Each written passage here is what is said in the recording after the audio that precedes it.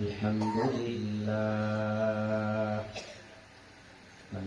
لله نحمده ونستعينه ونستغفره ونعوذ بالله من شرور أنفسنا ومن سيئات أعمالنا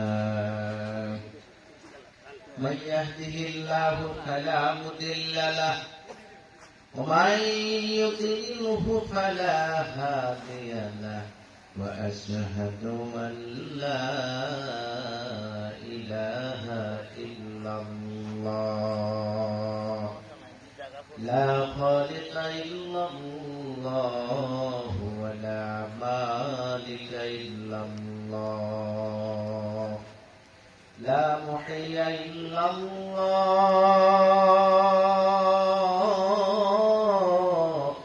ولا مميت إلا الله ونشهد أن سيدنا وسندنا وحبيبنا وأولانا ومولانا محمدا عبده ورسوله أما بعد فأعوذ بالله من الشيطان الرجيم بسم الله الرحمن الرحيم لن ينال الله لحومها ولا دماؤها ولكن يناله التقوى منكم. وعن أبي هريرة رضي الله تعالى عنه قال قال رسول الله صلى الله عليه وسلم أي الناس أكرم قال أكرمهم عند الله يتقاكم أو كما قال عليه الصلاة والسلام. সকলে দুরূদ ইব্রাহিম পড়ি আল্লাহুম্মা সাল্লি আলা মুহাম্মাদিন ওয়া আলা আলি মুহাম্মাদ কামা সাল্লাইতা আলা ইব্রাহিম ওয়া আলা আলি ইব্রাহিম ইন্নাকা হামিদুম মাজিদ. আল্লাহুম্মা বারিক আলা মুহাম্মাদিন ওয়া আলা আলি মুহাম্মাদ কামা বারাকতা আলা ইব্রাহিম ওয়া আলা আলি ইব্রাহিম ইন্নাকা হামিদুম মাজিদ. আলহামদুলিল্লাহ, সমস্ত প্রশংসা সেই মহান রব্বুল আলামিনের জন্য যে আল্লাহ রব্বুল আলামিন আমাদেরকে এই পবিত্র ঈদুল আজহার দিন 10 জিলহজ মাসের 10 তারিখ গতকাল আরাফায় খুতবা দিয়েছেন। আজকে ঈদুল আজহার খুতবা, আগামীকাল আল্লাহ যদি আমাদের হায়াতে বাঁচিয়ে রাখে জুমার খুতবা হবে ইনশাআল্লাহ। আল্লাহ আমাদেরকে সুস্থ সবল রেখে ঈদগাহে আসার তৌফিক দান করেছেন। এজন্য দিল থেকে প্রাণ ভরে সেই রবের শুকরিয়া আদায় করি, সকলে জবান খুলে বলি আলহামদুলিল্লাহ। দুর্ভাগ্য ওই ব্যক্তি যে সব সময় ভালো কাজে পিছিয়ে থাকে, এর চেয়ে দুর্ভোগ আর কেউ নাই। মসজিদও যায় দেরি করে, ঈদগাহের ময়দানে আসে দেরি করে, এই শুধু হাজিরা দিতে আসে, আসলে জান্নাতে যে বাড়ি এটেরও পায় না, এ চিন্তাও করে না যে বাড়িতে কতটুকু থাকতে হবে, কতক্ষণ থাকতে হবে, কত সময় সেখানে যাইতে হবে, তার কোন খবর নাই। কারণ সে বেখবর, দুনিয়া নিয়ে এত খবর। কয়েকদিন পর যখন আজরাইল আলাইহিস সালাম আসলে হাজির হয়, ওই সময় বলে হায় রে, দুনিয়া নিয়ে এত ব্যস্ত ছিলাম, আখিরাতের তো খবরটুকু নিতে পারি নাই। জুমার নামাজে হাজিরা দিছি, ঈদুল আজহায় হাজিরা দিছি, কিন্তু মহান রবের যে 2 রাকাত মন সন্তুষ্টি চিত্তে রবের পায়ে একটু কপালটাকে লুটিয়ে দিয়ে মালিকের কুদরতি পায়ে যে কপালটা ঘেঁষাবো, এটাও সে সুযোগ পায় না। সেজদার মধ্যেও সে বাড়ি এবং দুনিয়াবি চিন্তা থেকে নিয়ে ব্যস্ত। কথা বলে ঠিক কিনা? এরকম মুসল্লি যারা মাঝে মাঝে আবার নামাজ পড়ে আবার ছেড়ে দেয়, এদের জন্য কিন্তু আল্লাহ রাব্বুল আলামিন সতর্কবাণী দিয়েছেন কোরআনের মধ্যে, সূরা মাউনের মধ্যে। আল্লাহ রাব্বুল আলামিন বলেন, ফাওয়াইলুল লিল মুসাল্লিন আল্লাযীনা হুম আন সালাতিহিম সাহুন। আল্লাহ রাব্বুল আলামিন বলেন, যারা নামাজে অলসতা করে, কিছুদিন সে নামাজের মধ্যে আসে, কিছুদিন নামাজ আদায় করে আবার নামাজকে ছেড়ে দেয়, আল্লাহ রাব্বুল আলামিন বলেন ওই নামাজি ওয়ালাদের জন্য দুর্ভোগ, এদের জন্য দুর্ভোগ। এদের দুর্ভোগের শেষ নাই, পেরেশানির শেষ নাই, দুনিয়া এবং আখিরাতে।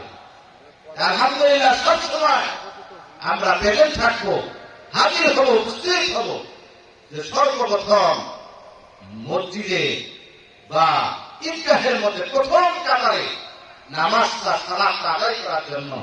কারণ আল্লাহ রাব্বুল আলামিন যখন রহমতটা অবতীর্ণ করেন, ওই সময় সর্বপ্রথম যে রহমতটা আল্লাহ রাব্বুল আলামিন থেকে রহমতটা নাযিল হয়, এটার নাম হলো বাইতুল্লাহ, মক্কা ঘর, কাবা ঘর। তার উপরে প্রথম রহমতটা আল্লাহ অবতীর্ণ করেন। ওইখান থেকে আল্লাহ রাব্বুল আলামিন রহমতটা পাঠায় দেন মদিনায়, মসজিদে নববীতে।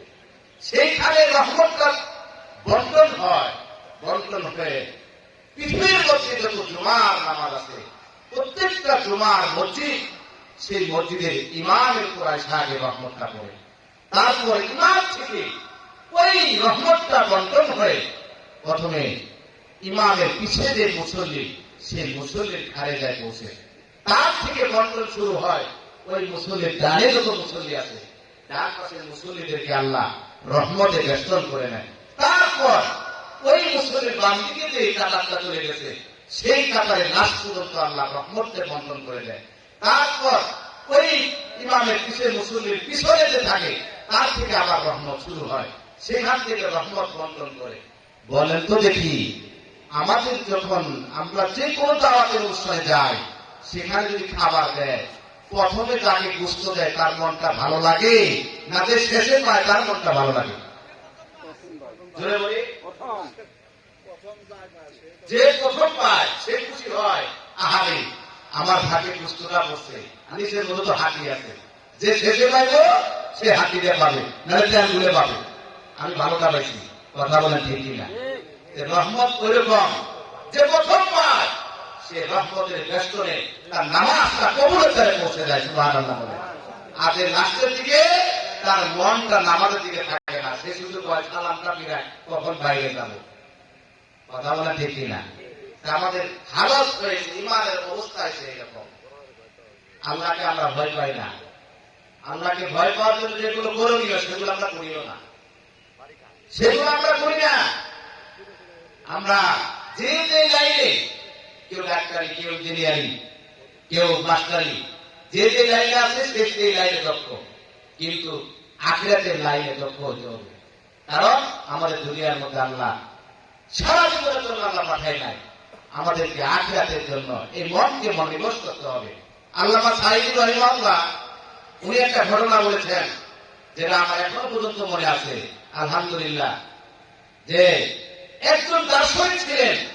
সেই দার্শনিক ব্যক্তি তার মাথার ভিতর তো দর্শন শুধু গিজগিজ করে। সে নৌকার মধ্যে উঠছে, নৌকা পাড়ি দিবে, নৌকা পার হবে, কিন্তু নৌকার মধ্যে সে কথাটা বলে থাকতে পারে না। কথাটা বলে যার সাথে মাঝি ছাড়া আর দ্বিতীয় কোনো ব্যক্তি নাই। এখন তিনি মাঝি ভাইকে বললেন, মাঝি ভাই তুমি যে নৌকা এখানে চালাও, শোনো মাঝি ভাই, তুমি কি ইতিহাস সম্পর্কে কোনো কিছু জ্ঞান তোমার আছে নাকি? সে মাঝি বলতেছে, জাপানা সারা জীবন আমরা অন্যান্য পাতিহাস খাইলাম, রাজহাঁস খাইলাম, ইতিহাস তো কোনোদিন খাই নাই। ইতিহাস কেমন লাগে সেটা তো জানি না। আপনারা বড়লোক মানুষ, এটা বড়লোকদের খাবার। আপনারা ধনী মানুষ, আপনারা সেগুলো কিনতে পারেন, আমরা এগুলো কিনতে পারি না। আমরা চিতাহাস, রাজহাঁস এগুলো খাই, কিন্তু ইতিহাস তো জীবনে খাই নাই। এখন ওই দার্শনিক বলতেছে সর্বনাশ, ইতিহাস আবার খাই নাকি? এটা আবার কোন কথা? হে মাঝি ভাই, ইতিহাস আবার খাই নাকি? আমি তো সেটাও জানি না। বাচ্চা সেই সাবজেক্ট আমি বাদ দিলাম। শোনো, ভূগোল সম্পর্কে তোমার কোনো জানা আছে নাকি? ভূগোল এটা কি বুঝো? ভূগোল কি জিনিস? ওই স্যার আমাকে শুধু শুধু স্মরণ দেন, লজ্জা দিতেছেন, কারণ আমি তো ভূগোল জিনিসটা খাই নাই। তো ভূগোল আবার কি খাওয়ার জিনিস নাকি? স্যার এটা তো আমি জানিও না, বড়লোকদের খাবার খাবার হইতে পারে, এটা আমার সামনে বলে কোনো লাভ নাই। আমরা গরিব মানুষ, মাটি মানুষ, সামান্য এই নৌকা চালায় খাই, আবার এগুলো বড়লোকদের খাবার কেনার টাইম আমার কাছে নাই। এই কথা বলার পরে সে তো জ্বালায় করে বললো যে মাঝি,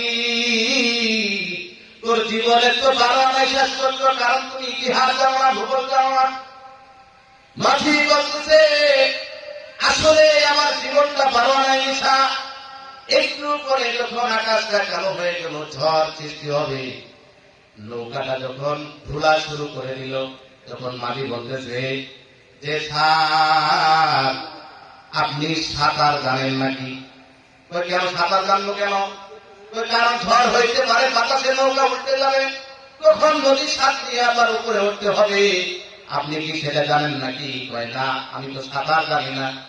স্যার আমি ইতিহাস না যাই না, ভূগোল না যাই না, আমার জীবনের 12 আনাই তো শেষ করছি, আর আপনি সাঁতার না যাই না, আপনার জীবনের 16 আনাই তো শেষ করে দিচ্ছেন।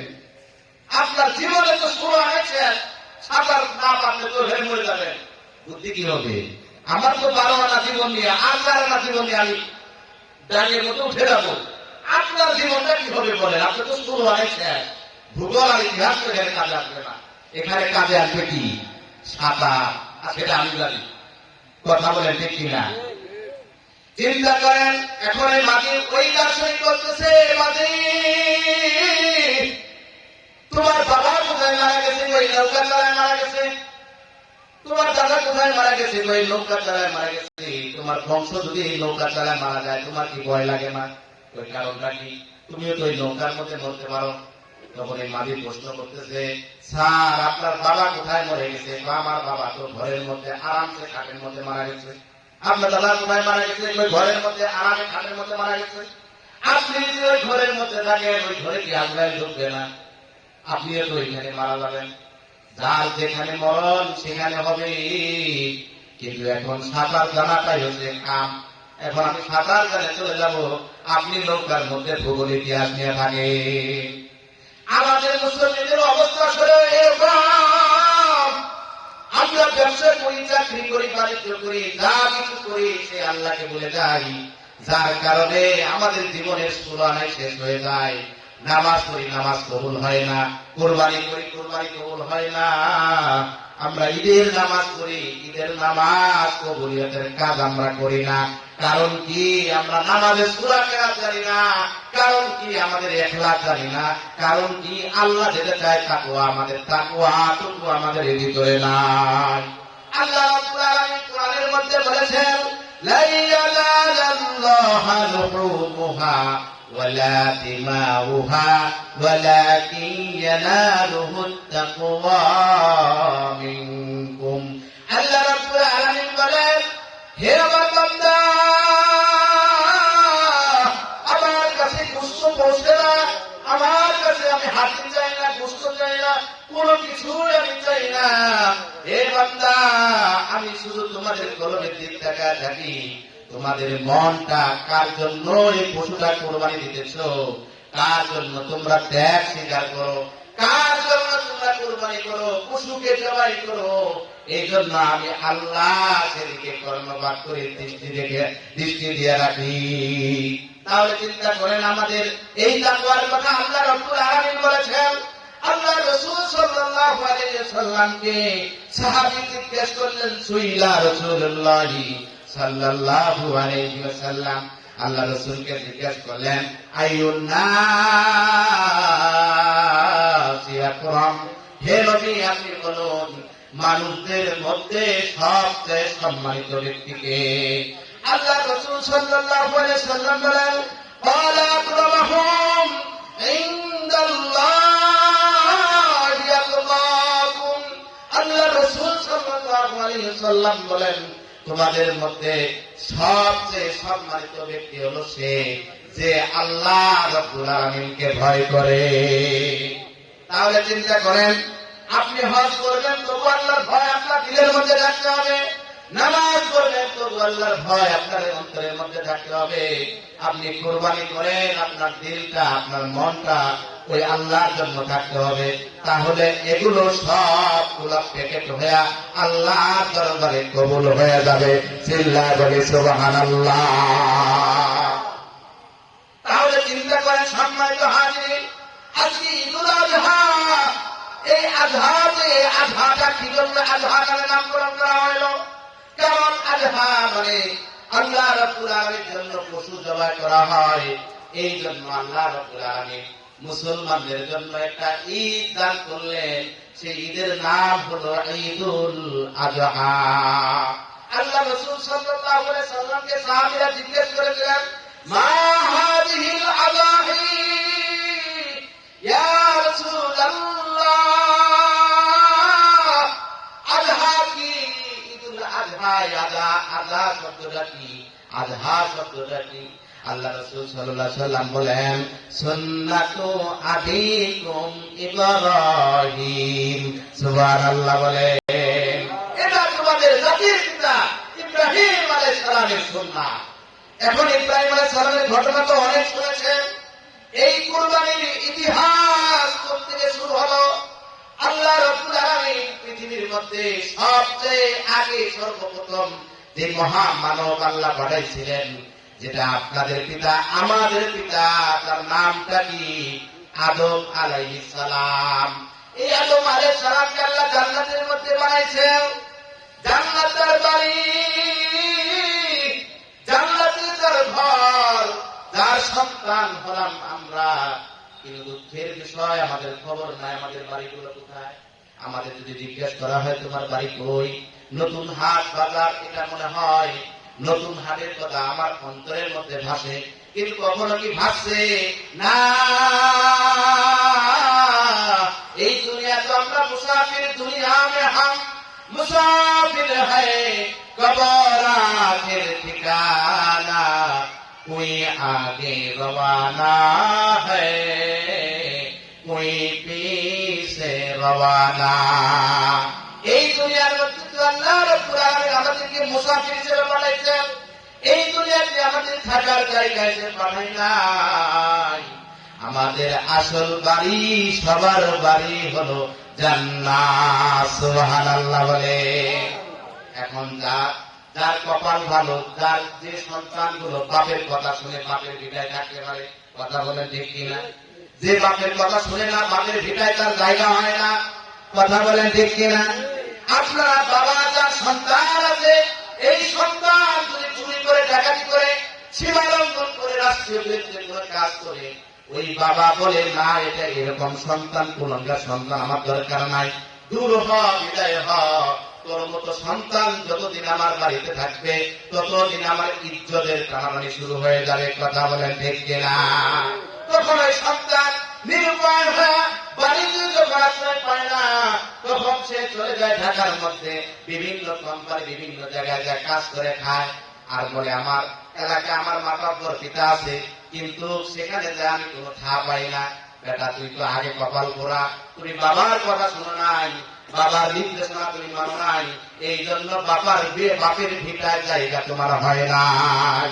ওইরকম সেম যে আল্লাহ রাব্বুল আলামিন আদম আলাইহিস সালামকে আমাদের পিতা হিসেবে দিলেন, পিতা আমাদেরকে নির্দেশ দিলেন শোনো যত কিছু করবা সবগুলা হুকুম মানবা কার? আসতে বলে সব হুকুম মানবো কার? এই ছায়ার মধ্যে বসে দেখছেন, এখানে মুসল্লি নাই, ও ছায়ার মধ্যে মুসল্লি। একটা দিন একটু কষ্ট সহ্য করবো না? একটু সামনে আসবেন, আমি নতুন মানুষ, আপনাদের চেহারাটা একটু দেখি। সামনে বসে যত মানুষ সামনে থাকবে কত কোরআন হাদিসের তাফসীরের অন্তর থেকে বের হয়, মানুষ নাই তাফসীর বের হয় না। কারণ এটা তো সমুদ্র, যেটা জেলের মধ্যে, এটা সমুদ্র, কোরআন হাদিসের সাগর। 6টা সিয়াসের হাদিস করেছি, তাফসীর করেছি 10-12টা, ফিকহ শাস্ত্র করেছি, পিএইচডি করেছি। এগুলো বের হয় কখন? যখন আলহামদুলিল্লাহ মানুষ চাতক পাখির ন্যায় সাহাবায়ে কেরাম রাদিয়াল্লাহু বলতেন, যখন রাসূল সাল্লাল্লাহু আলাইহি ওয়াসাল্লাম হাদিস বলতেন, আমরা সাহাবায়ে কেরাম কিভাবে শুনতাম জানেন? এমন ভাবে শুনতাম, হাজার হাজার যদি সাহাবী সেখানে থাকে, মনে হবে না যে ওই ঘরের মধ্যে হাজার সাহাবী আছে। এত নিঃশব্দ নিঃসংকোচে আমরা সেই হাবিবের কথাগুলো শুনতাম। আমাদের ঘরে যদি পাখি বসতো, পাখি মনে করতো যে মরা, এ জীবন নাই। তাহলে কিভাবে রাসূলের হাদিসগুলো মহব্বত করে অন্তরের মধ্যে তারা গেঁথে দিয়েছে। আজকে তাদের জন্য আল্লাহ রাব্বুল আলামিন কোরআনের মধ্যে তাদের নামে ঘোষণা করেছে, রাদিয়াল্লাহু আনহুম ওয়া রাদু আন। আল্লাহ রাব্বুল আলামিন বলেন, হে নবী, আপনি জানায় দেন আপনার সাহাবীদেরকে আমি সাহাবীদের উপর রাজি খুশি হয়ে গেলাম। সুবহানাল্লাহ। এজন্য বাজারে কথাগুলো মনোযোগ দিয়ে শুনবেন, আমল করা নিয়ে শুনবেন ইনশাআল্লাহ। আল্লাহ রাব্বুল আলামিন এই ঈদুল আযহা থেকে যতদিন পর্যন্ত সামনের ঈদ না আসা পর্যন্ত যদি এই কথাগুলো আমরা মাইল ফলক হিসেবে ব্যবহার করি, আমরা যদি এগুলো বাড়ির ঘরের মধ্যে নিয়ে যায় মা বোনদেরকে পর্যন্ত বলি, তাহলে দেখবেন ইনশাআল্লাহ ঘরটা আলোকিত হয়ে যাবে। কোরআনের নূরে আপনিও আলোকিত হয়ে যাবেন। সুবহানাল্লাহ। সকলে তাকবীর বলতে আসেন না কেন? অনেকে তাকবীর বলতেছে না। তাকবীর বলা ওয়াজিব, তাকবীর বলতে হবে। সবাই তাকবীর বলতে বলতে ডান পাশ দিয়ে আসি। আল্লাহু আকবার, আল্লাহু আকবার, লা ইলাহা ইল্লাল্লাহ, আল্লাহু আকবার, আল্লাহু আকবার, ওয়া লিল্লাহিল হামদ। 9টা 9:30টায় যাওয়া শুরু হবে। কম বেশ করবো না ইনশাআল্লাহ। টাইম টু টাইম, টাইমের বেশ কম বেশ হবে। অনেক লম্বা সময় দিছে। নামাজ পড়া দরকার 8টা, ঈদুল আযহা। কথা বলেন ঠিক কিনা? ঈদুল আযহার নামাজ 8টায়। কুরবানি জবাই করতে হয়, সেগুলো কাটা বাছা করতে অনেক সময় লাগে। কথা বলেন ঠিক কিনা? আপনি ওয়াজিব কাজ করতে যায়, আসল মাকসাদ হারায় ফেলি আমরা। আসল জিনিস কি হারায় ফেলি। ওয়াজিব পালন করতে যায়, কুরবানি ওয়াজিব, কুরবানির নামাজ পড়া ওয়াজিব, কিন্তু ফজর নামাজ পড়াটা কি ছিল বলেন? সকলে বলি। আজকে অনেকেই আছেন মাশাআল্লাহ যায় নামাজ নিয়ে আসছেন। আমি আপনাদেরকে ছোট করবো না, কিন্তু যেটা বাস্তব সেটা বলতে হবে। অনেকেই ফজর নামাজ পড়ে নাই, আতর গোলাপ পরে যায় নামাজ একটা গাড়ি নিয়ে সামনে এসে বসছে। কথা ঠিক না? এদের জন্য কি অবস্থা? এদেরও পোস্টম্যাডাম আছে, আজকে বলবো ইনশাআল্লাহ। সব সিজার পোস্টম্যাডাম করে জানবা। এতে যদি আপনাদের ভালো লাগে লাগলো, না হলে আমি আল্লাহর কাছে ধরা খাইতে পারুন না। কথা ঠিক? ঠিক। এটাই আজকে আমি এটাই পোস্টম্যাডাম করবো ইনশাআল্লাহ। আপনারা শুধু নিজে যারা ভালো হইতে হইতে সিঙ্গাপুর যান, তারাই ভালো হয়। আর যারা কয় না টাকা পয়সা নেই, কিছু না, সিঙ্গাপুর যাবো না, তাহলে এদের ভালো হওয়ার সম্ভাবনা নাই। কথা কয় না? ডাক্তার যদি বলে যে তোমার 2 বিঘা জমি বেচতে হবে, তোমার কিডনি বাঁচাইতে হবে, আর আপনি যদি কন না জমি বড়, আমার কিডনি বড়, আমি মরে যাই চাই, তাহলে কি ওষুধ ছাড়বে? আর যদি অসুস্থ রোগী যদি আমার পোস্টম্যাডামকে যা খাইতে যা কিছু থাকে না থাক নাই, কিন্তু আমার বাঁচতে হবে, আখিরাত চাই, জান্নাত চাই, হুজুর যা করেন করেন, তাহলে আলহামদুলিল্লাহ এখানে সম্ভব। আপনারা আল্লাহ ওলি হইতে পারবেন। নিয়ে যাচ্ছে তো ইনশাআল্লাহ? ওপেনলি সব বলা যাবে তো? নাকি কোনো বাধা বিপত্তি আছে? আপনাদের মন কাজর আছে নাকি? হুজুর সুদের বিরুদ্ধে কিছু করেন না, ঘুষের বিরুদ্ধে করেন না, বেনামাজির বিরুদ্ধে বলেন না, দাড়ি ছাড়ার বিরুদ্ধে বলেন না। গত ঈদের নামাজ আমার এই জন্যই গেছে, 3 বছর নামাজ পড়াইলাম সেখানে, এই দাড়ি নিয়ে বয়ান করছি। আলহামদুলিল্লাহ যেগুলো মানে মাথা পড়ছিল অনেকটাই দাড়ি চলে আসছে, কিন্তু ওদের ভিতরে দেহের মধ্যে আঘাতটা রয়ে গেছে। হুজুর খালি দাড়ি বিরুদ্ধে কথা বলে, হুজুরের বিচার নামাজ পড়বো না। আমার কি আল্লাহ ওদের 4টা জামাত শুরু ছিল, আল্লাহ 17টা জামাতের ব্যবস্থা করে দিচ্ছে। ভালো জায়গায় দিচ্ছে না খারাপ জায়গায় দিচ্ছে? আলহামদুলিল্লাহ। এই গত জুমা নামাজ পড়াইছি রংপুর পড়াইছি। দোয়া করবেন আল্লাহ সেখানে আমার জুমাটা ব্যবস্থা করে। বলেন আল্লাহুম্মা আমিন। বিশাল বড় মসজিদ, আমার তো ভয় লাগছে, এত বড় মসজিদ। আলহামদুলিল্লাহ সেখানে জুমা পড়াইলাম, বয়ান করলাম। হুজুর কোরআন টু কোরআন তাফসীর করবেন, একজন আলেম বললেন। আলহামদুলিল্লাহ কোরআন টু কোরআন তাফসীর করছি, আলহামদুলিল্লাহ তাদের ভালো লাগছে। এখন শুধু কবুল হওয়া বাকি আছে। ওইখান থেকে রংপুর থেকেও এক ঈদগাহ মাঠ, সেখান থেকেও বলছে যে হুজুর এখানে নামাজ পড়া। যেখানে জবান দিছি সেখানে না যায় আমি থাকতো, আমার কিন্তু 2 টাকা দেয়, আমি 2 টাকায় নিব, কারণ জবান ওইখানে দিছি। মৃত্যু কখন আসে বলা যায় না, এতগুলো মানুষের অসন্তুষ্ট নিয়ে আমি চলতে পারবো না। কথা বলেন ঠিক কিনা? মানুষের অসন্তুষ্টি খুব খারাপ। আমি ওই মাঠ ছাড়তে চাইছিলাম, আগেও 500 মুসল্লি হয়, আমি ছাড়তে চাইছিলাম, কিন্তু তারা ছাড়ে নাই, খুব অনুরোধ করছে। যখন তারাই বলছে চলে যান, আমি খুশি হয়ে গেছি। আলহামদুলিল্লাহ বড় ব্যবস্থা করে দিছে, আলহামদুলিল্লাহ। আপনারা খুশি দেখেন, কিন্তু অনেক মুসল্লি বেলা আজকে যে কি হবে আল্লাহ জানে। সেখানে যদি ভালো খায় অভ্যাস হয়, খারাপটা আসে, পেটের মধ্যে তো সমস্যা ধরবে। কথা বলে ঠিক কিনা? বয়ান কোরআন হাদিস এটা বড় সেনসিটিভ বিষয়। যারা বুঝে না এরা কখনোই এর ধারে কাছে আসতে পারবে না। আর যারা বুঝে খালি কোরআন পড়বে আর মজা লাগবে। সুবহানাল্লাহ বলে। তাহলে চিন্তা করে আদম আলাইহিস সালামের কথা বললাম, সেখান থেকে ইব্রাহিম আলাইহিস সালামের কথা বলবো, তারপরে আমাদের কাহিনীগুলো বলবো। দেখেন ওইগুলোর সাথে আমাদের সাথে এগুলোর উপরে অ্যাডজাস্ট হয় কিনা, মিল খায় কিনা, এটা দেখবো, আমরা চিন্তা করবো।